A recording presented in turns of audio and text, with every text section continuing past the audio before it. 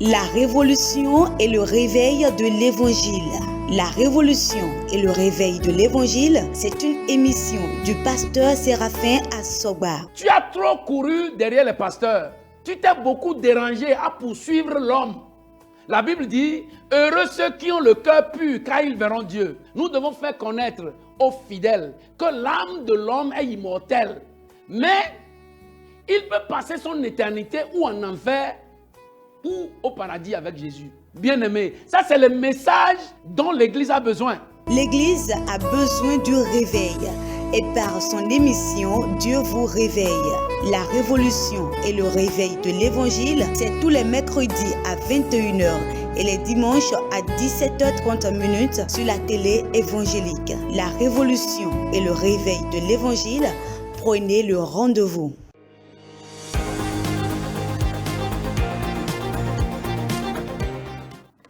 Alléluia, bien-aimé. Tu es béni au nom puissant de Jésus. Heureux de te revoir encore aujourd'hui sur cette émission, la révolution et le réveil de l'évangile. Nous allons continuer avec notre thème, notre combat et nos armes. Avant ça, je déclare sur toi la parole de Dieu qui dit « Aucun malheur ne t'arrivera ». Jusqu'à la fin de cette année, tu ne connaîtras pas le malheur. Au nom puissant de Jésus. Amen.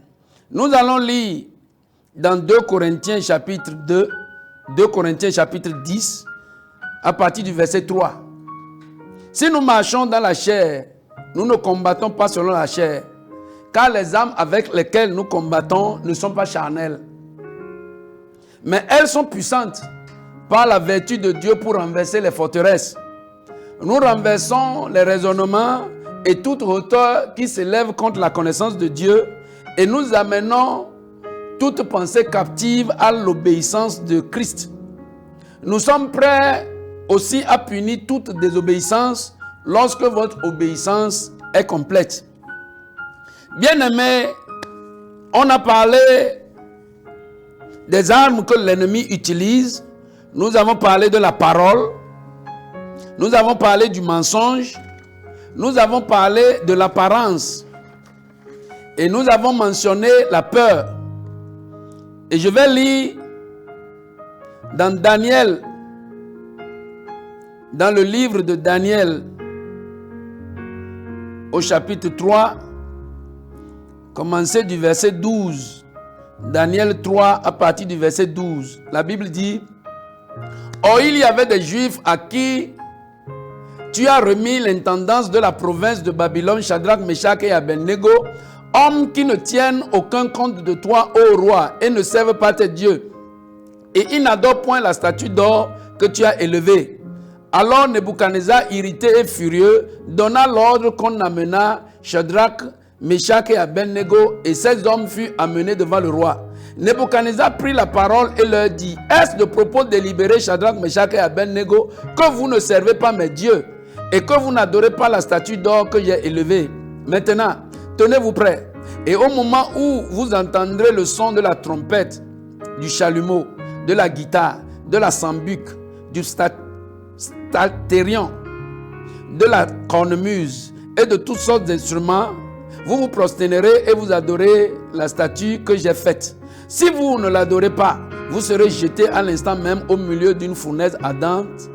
Et quel est le Dieu qui vous délivrera de ma main? Alléluia. Bien-aimé, le langage de Satan n'a pas changé. Et il n'a pas peur. Il n'a pas peur pour lui. C'est lui et c'est lui seul. Nebuchadnezzar, un humain qui dit, il va voir quel Dieu va les délivrer de ses mains. C'est déjà suffisant pour créer la peur. Pour que quelqu'un commence déjà par trembler, pour que quelqu'un commence déjà par sursauter, pour que quelqu'un refuse même de dormir. Tu as mal à la tête. L'autre chose, c'est d'aller consulter un charlatan. Parce que pour toi, tous les hommes que tu rencontres sur le chemin sont des sorciers. Pour toi, tous ceux qui sont autour de toi à la maison sont des sorcières. Tout le monde veut te tuer. Bien-aimé, c'est la peur de l'ennemi. Et quand vous mordez à cet hameçon, vous êtes vaincu. Lui, c'est son arme. Il travaille avec ça. Je ne sais pas comment je peux l'expliquer pour qu'on puisse comprendre. C'est comme tu vas chez un tailleur et tu as peur de retrouver des épingles. Tu vas chez un tailleur et tu as peur de retrouver des chutes d'habits. Qu'est-ce qui va montrer qu'il est tailleur? La peur, c'est la peur qui identifie le diable. C'est son travail, c'est son instrument de travail. Bien-aimé, ne tombe pas. La peur, c'est l'âme puissante du diable. Et il sait que l'homme est sensible à la peur.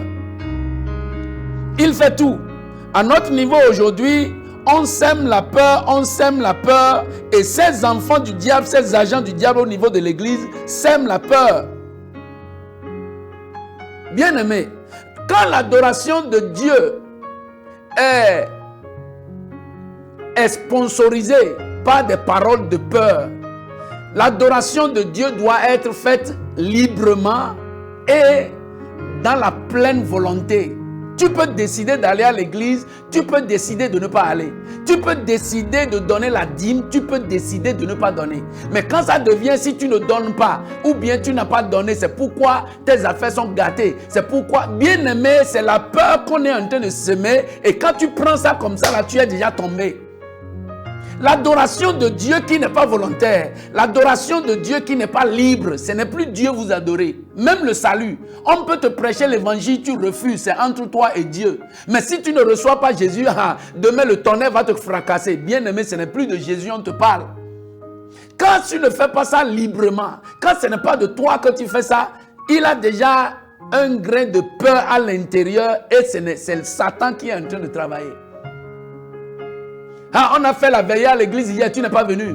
Tu n'es pas venu à l'église pour la veillée avant temps. Si quelque chose t'arrive, ça t'arrive. Qui t'a dit que c'est la veillée qui enlève ce qui va arriver? C'est la peur. C'est la peur.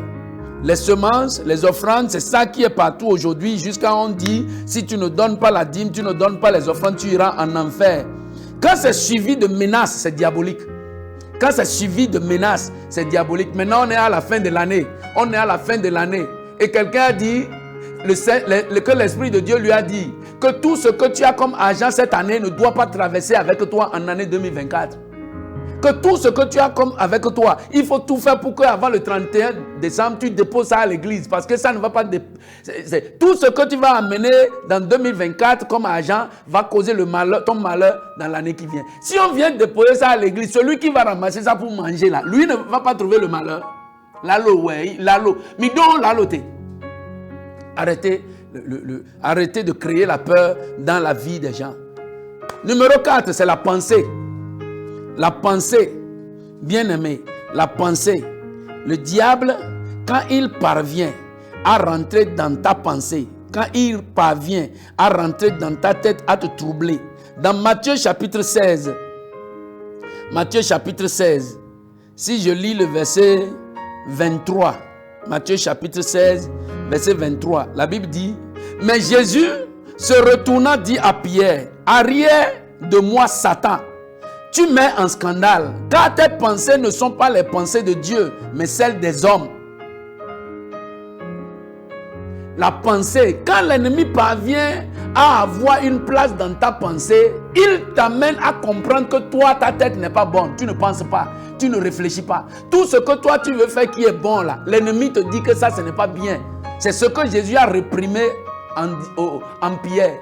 Ce que Jésus voulait faire est pour le salut de l'humanité. Et Pierre, en accord avec le diable, dit, ça ne peut pas arriver. Jésus a dit, arrière de moi, Satan. La même chose aujourd'hui, bien aimé, au niveau des églises. Un frère a dit, je venais à l'église avec ma dîme et j'ai vu une dame en route qui voulait accoucher. Elle n'avait personne, je l'ai amenée à l'hôpital, à la maternité. Elle a accouché, j'ai dépensé tout mon argent sur elle et c'est pourquoi je suis venu à l'église en retard. Je n'ai pas apporté la dîme. Ah, ce que tu as fait est bien, hein? Mais quand tu dépenses ta dîme pour sauver un pauvre, tu as invité l'esprit de la pauvreté. Ça, c'est une pensée. Et celui qui a fait une bonne œuvre commence par avoir peur. Jamais, il ne faut pas donner ta dîme à un pauvre. Hein. Il faut quelqu'un qui a déjà bien mangé, quelqu'un qui est en haut. Tu sèmes en haut, l'élévation, ta semence t'élève en haut. Mais quand tu sèmes en bas, l'esprit d'en bas là t'amène en bas. Ah, ça Ça fait que les gens, les malheureux, même au niveau de l'église, tout le monde veut donner au pasteur et on ne veut même pas reconnaître le pauvre, la pauvre qui est à côté, qui est assis à côté de vous à l'église. Quel est l'évangile de la méchanceté? Quel est l'évangile insensible qu'on est en train de prêcher? C'est des choses qui se passent aujourd'hui. On a conditionné la tête de tout le monde. On a apprivoisé la capacité de réfléchir des enfants de Dieu. Et on réfléchit à l'envers. Bien-aimé, je dis, même sans Jésus, tu peux être riche. Tu peux avoir l'argent même sans Jésus. Mais le salut sans Jésus, c'est impossible.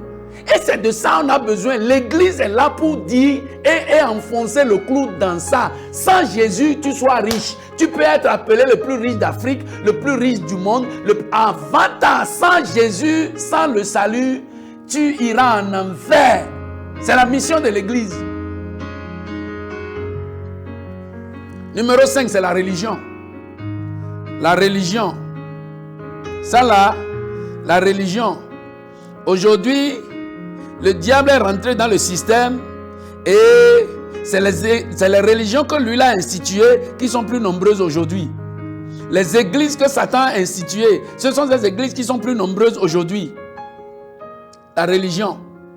La Bible dit, dans Luc chapitre 4 à partir du verset 5, le diable l'ayant élevé, lui montra en un instant tous les royaumes de la terre et lui dit, je te donnerai toute cette puissance et la gloire de ces royaumes, car elle m'a été donnée, et je la donne à qui je veux. Si donc tu te prosternes devant moi, elle sera toute à toi. Alléluia. Aujourd'hui, la religion, ce n'est plus la place où on vient pour s'édifier.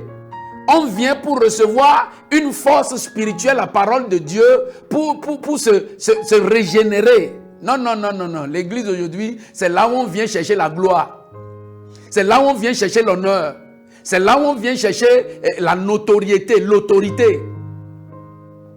Et on apprend aujourd'hui, j'ai écouté un homme de Dieu qui parlait, il dit, si tu es un homme de Dieu et tu ne peux pas marcher comme un roi, tu n'as pas été oint. Si tu es un homme de Dieu, tu veux marcher comme un roi. Comment tu vas remarquer le pauvre qui est à côté de toi? Ou bien tu crois que le roi remarque quelqu'un qui est à côté de lui? C'est lui seul, il ressent, il voit. Bien-aimé, le leadership chrétien, c'est un leadership de serviteur. Le leadership chrétien, ce n'est pas ce leadership qui influence la masse, qui s'assoit au-dessus des gens. Non. Le leadership chrétien, c'est un leadership serviteur qui se mélange avec les gens jusqu'au point où on ne sait pas qui est leader parmi nous. Ça, c'est le type de leadership chrétien. C'est un leadership serviteur. Ce n'est pas le leadership qui plane au-dessus des gens là-bas en haut. Et c'est ça on dit à l'église aujourd'hui, on va faire des cours de leadership, on va faire des cours de management, on va faire des cours comme si on était à Calavi. Comme si l'église est devenue l'université nationale du Bénin.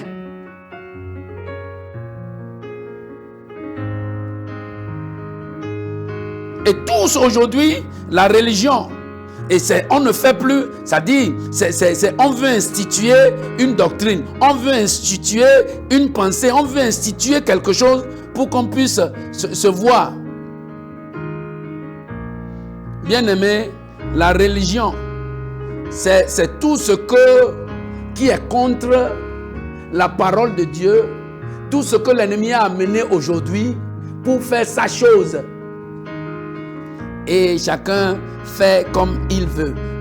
Bien-aimé, maintenant, quelles sont les armes que les chrétiens utilisent pour contrarier les armes du diable? Ce qu'on a listé jusque-là, quelles sont les armes que Dieu a données aux chrétiens pour le contrarier? La même chose, si je continue, d'abord c'est la parole. La parole. Quand Dieu est venu dans le jardin d'Éden, Dieu n'est pas venu avec une corde pour attacher le diable. Dieu a engagé la parole. Et si nous lisons dans Hébreux chapitre 4, si je commence à partir du verset, si je lis seulement le verset 12, vous allez voir. Hébreux chapitre 4, verset 12, la Bible dit, car Il dit, car la parole de Dieu est vivante et efficace, plus tranchante qu'une épée quelconque à deux tranchants, pénétrant jusqu'à partager âme et esprit, jointure et moelle, elle juge les sentiments et les pensées du cœur. Bien-aimé, si tu rencontres le diable avec la parole éprouvée de Dieu, il ne peut pas se tenir devant toi. Nous avons vu ça dans ce qu'il a fait avec le Seigneur Jésus. Le Seigneur Jésus lui a répondu 3 fois avec la parole et il a disparu. C'est dans le combat. La Bible dit, nous amenons toute pensée captive à l'obéissance de Christ par la parole. Nous n'avons pas de combat, nous n'avons pas de balai. Quand tu vois le diable travailler quelque part et tu vas chercher le caillou, tu vas chercher le balai, bien aimé, c'est un zinzin, tu ne connais rien. Tu engages la parole qui est proportionnelle à ce qu'il est en train de faire. Deuxième arme des chrétiens, c'est la vérité. La vérité. Le mensonge pour le diable là-bas, chez nous ici, c'est la vérité. Et quand nous allons voir dans Jacques, dans Jacques chapitre 1, je lis le verset 18. La vérité. Jacques chapitre 1, verset 18. La Bible dit, il nous a engendrés selon sa volonté par la parole de vérité afin que nous soyons en quelque sorte les prémices de ces créatures. Bien-aimé, quand tu as la parole de Dieu dans la bouche, quand tu as la vérité dans la bouche, tu es la première de sa créature. Tu es au-dessus du diable.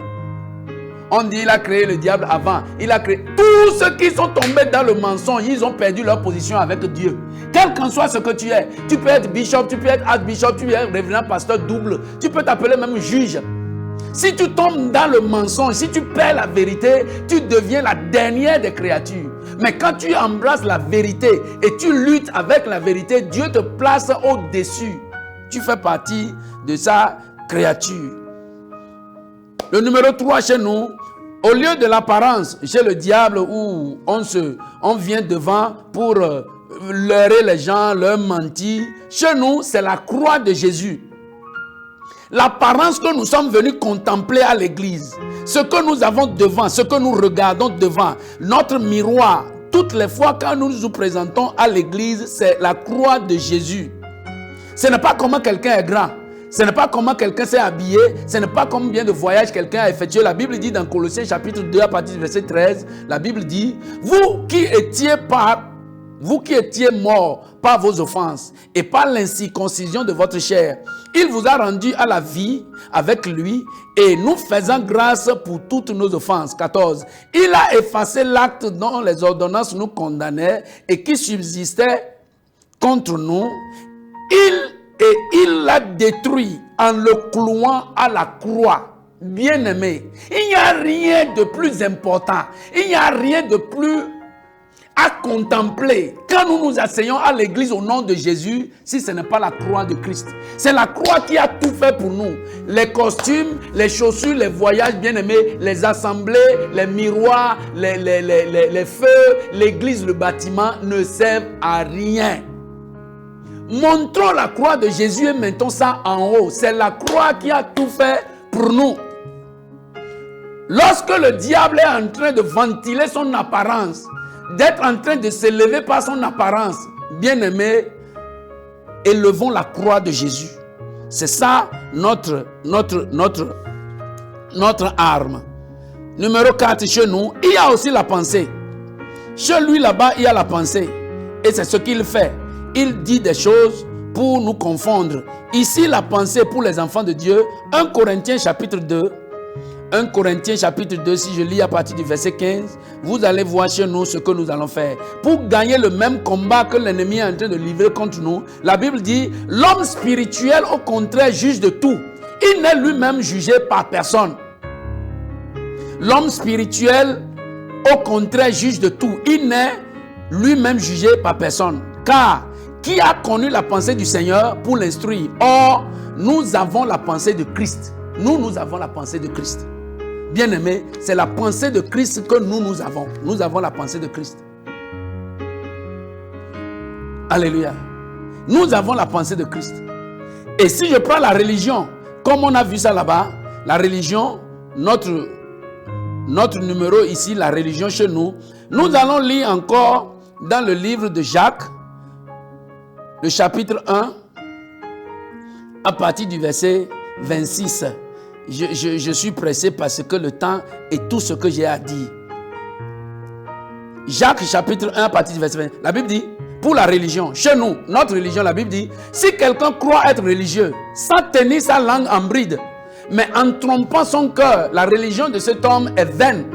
La religion pure et sans tache devant Dieu, notre Père, consiste à visiter les orphelins et les veuves dans leur affliction et à se préserver des souillures du monde. Et à se préserver des souillures du monde. Bien aimé, c'est ça. À se préserver des souillures du monde. Ça, c'est notre religion. Quand on est souillé, quand dans l'église, on peut boire, quand dans l'église, on peut se prostituer, quand dans l'église, on peut se forniquer, dans l'église, on peut tout faire. Bien aimé, ça, l'église doit se préserver des souillures du monde. La religion chez nous, c'est là où on est préservé des souillures du monde. C'est ça. Bien aimé. Et le combat dont nous parlons, nous avons vu les armes. Le combat maintenant. Le combat se passe où? Le combat se passe où? Nous avons vu dans 2 Corinthiens chapitre 10 où on a lu notre verset d'illustration. Si je lis le verset 3, la Bible dit, si nous marchons dans la chair, nous ne combattons pas selon la chair. Ça veut dire, le combat dont nous parlons se passe dans l'homme. C'est l'homme qui est au centre du combat. Si le combat gagne l'homme, il a gagné. Si le combat échoue dans l'homme, il a échoué. On n'amène pas le combat. Ton combat n'est pas mon combat. Mon combat n'est pas ton combat. On ne peut pas combattre pour l'autre. Chacun a son combat. L'homme est le lieu du combat. C'est l'homme qui donne la force au combat et c'est l'homme qui fait échouer le combat. Et le combat, pour le gagner, on doit gagner ce combat par la parole. On doit gagner le combat par la parole de Dieu. Dieu a créé le monde par la parole et le diable veut détruire le monde par la parole. Le combat a pour objectif de détruire moralement l'homme. Moralement, avec la parole. Nous devons donc détruire les forteresses, qui veut dire les idées bien conçues, les idées bien assemblées, les idées bien alignées, les idées bien collaborées, les idées bien établies, les idées bien structurées. Nous devons les combattre. Quand nous sommes les enfants de ce royaume et nous constatons que l'idée que le monsieur là est en train de véhiculer n'est pas l'idée du royaume, nous nous arrêtons et nous combattons cette idée-là. C'est les forteresses. Les forteresses qu'on dit ici, ce n'est pas les montagnes de Dassa ou de Savé. Non. C'est les idées bien conçues. Les trucs, les idées qui ont subsisté des décennies. Personne n'a jamais, c'est comme ça on fait ici. C'est comme ça nous on fait ici. Notre église, c'est comme ça on fait. Notre église, c'est comme ça on fait. Ces idées qui sont contre la propagation, l'évolution de l'évangile, nous devons les combattre. Bien aimé, aucune âme humaine ne peut renverser ou remporter ce combat. Pas de cadenas, pas de balai, pas de coupe-coupe, pas de fusil, pas de cailloux. Ça, c'est rien. Si vous comprenez le combat, que si vous voulez appeler ça combat spirituel comme vous l'appelez, c'est le combat de la parole. C'est la parole qui peut gagner le combat là, ce n'est pas l'huile. Et une forteresse, c'est un lieu où le monde a emprisonné. C'est un lieu où le monde emprisonne. C'est un lieu où le monde a emmagasiné les faux croyants, les fausses croyances, des faux raisonnements. Nous sommes dans un monde où le malfaiteur veut prouver qu'il a raison. Nous sommes dans un monde où le voleur veut prouver qu'il n'a pas volé. L'homosexuel veut amener tout le monde à comprendre qu'il n'est pas homosexuel et si même il l'est, il a des raisons pour être homosexuel. Bien aimé, ça c'est des forteresses. Ça c'est des forteresses. Nous devons, l'église doit aller contre ça. Nous devons aller contre ça. C'est des forteresses. Nous renversons les raisonnements et toute hauteur qui s'élève contre la connaissance de Dieu.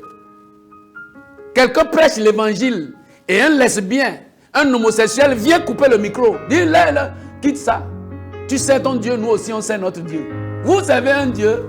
L'homosexuel a un Dieu. Je bénis Dieu pour des pays. Je crois que notre pays est dedans.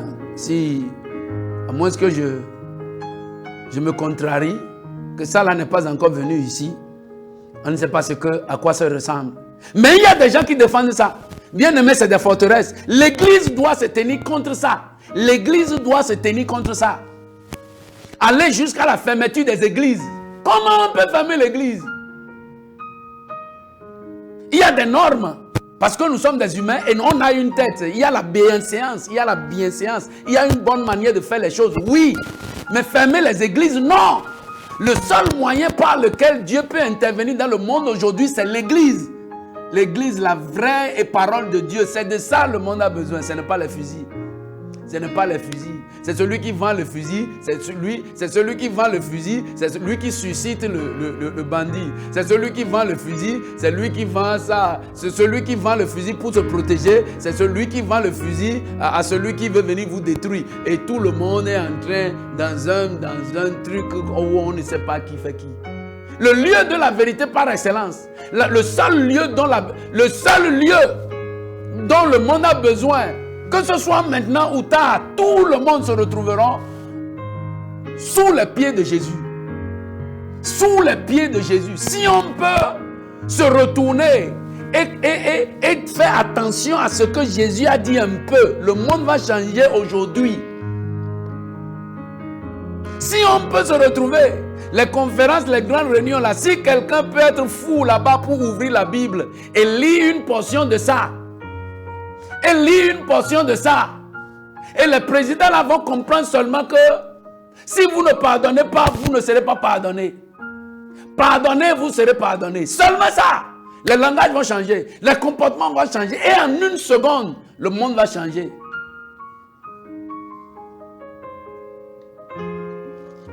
Bien-aimés, c'est la manifestation des agents du diable qui fait de l'église ce que vous dites aujourd'hui. Sinon, l'église de Jésus, c'est de ça le monde a besoin. L'église de Jésus, c'est de ça le monde a besoin. Toute hauteur, toute idée, toute position, tout nom, toute richesse doit être amenée à l'obéissance de Christ. Tout le monde, quelle qu'en soit ta position, quel qu'en soit ton nom. Les âmes dont nous avons besoin, c'est la parole de Dieu. Bien-aimé, on ne peut pas gagner, on ne peut pas instituer, on ne peut pas instaurer la paix dans le monde si la parole de Dieu est dehors de ça. Parce que la parole de Dieu est son porteur. Jésus, c'est le prince de la paix. Il est le prince de la paix. Jésus est le prince de la paix. Tout le monde doit revenir. Tout le monde doit revenir. Tout le monde doit revenir à lui. C'est sans compter votre argent, c'est sans compter votre position. On s'en fout de ça. Vous avez besoin de Jésus. Les âmes dont nous avons besoin, bien aimés, c'est la parole de Dieu. Le combat se passe en toi. Tu n'as pas besoin de fusil. Si tu peux gagner en toi, tu vas gagner dans le monde. Si tu peux vaincre le diable en toi, tu vas vaincre partout. Si tu peux corriger ta pensée, si tu peux revoir comment tu réfléchis, comment tu vois les choses, si tu peux commencer par mettre la parole de Dieu en pratique, bien-aimé, je te dis, avant la fin de cette année, tu verras une nouvelle personne en toi. Et c'est ça l'objectif de Dieu. Sur cette émission, la révolution et le réveil de l'évangile, c'est de nous ramener dans un bon sens, dans une bonne compréhension de la parole de Dieu. Tu es béni au nom puissant de Jésus. Merci pour ton attention. Tu es béni. Je prie. Seigneur, ton enfant, nous t'avons écouté. Maintenant, nous prenons la résolution de suivre ce que tu viens de nous dire. Nous sommes tes enfants. Nous avons besoin de ta parole pour vivre. Seigneur, fais-nous vivre par ta parole. Au nom puissant de Jésus. Toutes les fois que nous allons confronter, ou bien nous serons en confrontation avec la parole de l'ennemi, donne-nous ta parole pour vaincre. Au nom puissant de Jésus. Et c'est déjà fait. Au nom puissant de Jésus. À la prochaine sur cette émission, la révolution et le réveil de l'évangile. Avant ce jour-là, demeure béni. Au nom puissant de Jésus. Amen. La révolution et le réveil de l'évangile. La révolution et le réveil de l'évangile, c'est une émission du pasteur Séraphin Assoba. Tu as trop couru derrière les pasteurs. Tu t'es beaucoup dérangé à poursuivre l'homme. La Bible dit, heureux ceux qui ont le cœur pur, car ils verront Dieu. Nous devons faire connaître aux fidèles que l'âme de l'homme est immortelle. Mais il peut passer son éternité ou en enfer ou au paradis avec Jésus. Bien-aimé, ça c'est le message dont l'Église a besoin. L'Église a besoin du réveil. Et par son émission, Dieu vous réveille. La révolution et le réveil de l'évangile, c'est tous les mercredis à 21h et les dimanches à 17h30 sur la télé évangélique. La révolution et le réveil de l'évangile, prenez le rendez-vous.